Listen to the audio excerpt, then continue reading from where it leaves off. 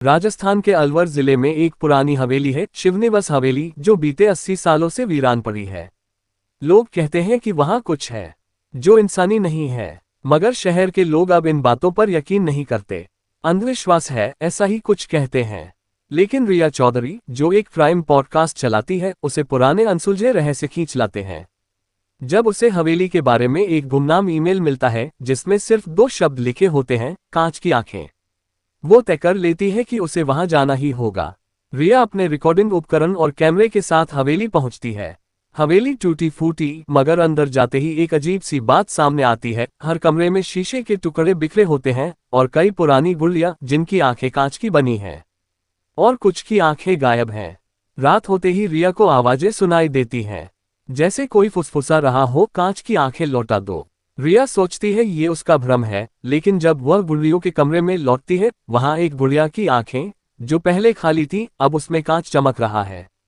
रिया को हवेली के पुराने मालिक की डायरी मिलती है, दीवान साहब, जो 1940 के दशक में यहाँ रहते थे। डायरी में लिखा है, मेरी बेटी अनया गुड़ियों से बहुत प्यार करती थी, लेकिन जब वह बुखार से मरी, उसकी आत्मा इन गुड़ियों में बस गई। पहले वो बस हिलती थी, फिर बोलने लगी, अब वे खुद चलती है। आखिरी पन्ने पर एक नोट लिखा है, जिसकी भी आंखें वो पसंद करती है, वो जिंदा नहीं बचता। रिया अब डर चुकी है। वो हवेली छोड़कर भागना चाहती है, लेकिन हर रास्ता बंद हो चुका है। खिड़कियों पर कांच की परछाइयां उभरने लगी हैं, और रिया के कैमरे में जो रिकॉर्ड हो रहा है, वो रोड के कोने पर रहने वाला है। एक छोटी सी लड़की सफेद फ्रॉक में बोल रही है, तुम्हारी आंखें बहुत सुंदर हैं। रिया चीखती है, भागती है, लेकिन हवेली की एक दीवार पर उसका कैमरा गिर जाता है। रिकॉर्डिंग वहीं बंद हो जाती है।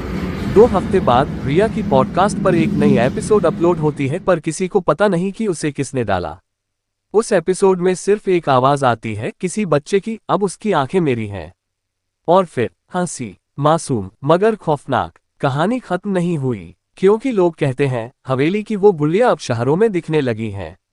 अगर कभी तुम्हें कोई गुड़िया दिखे जिसकी एक आंख कांच की हो, तो याद रखना, वो देख रही है।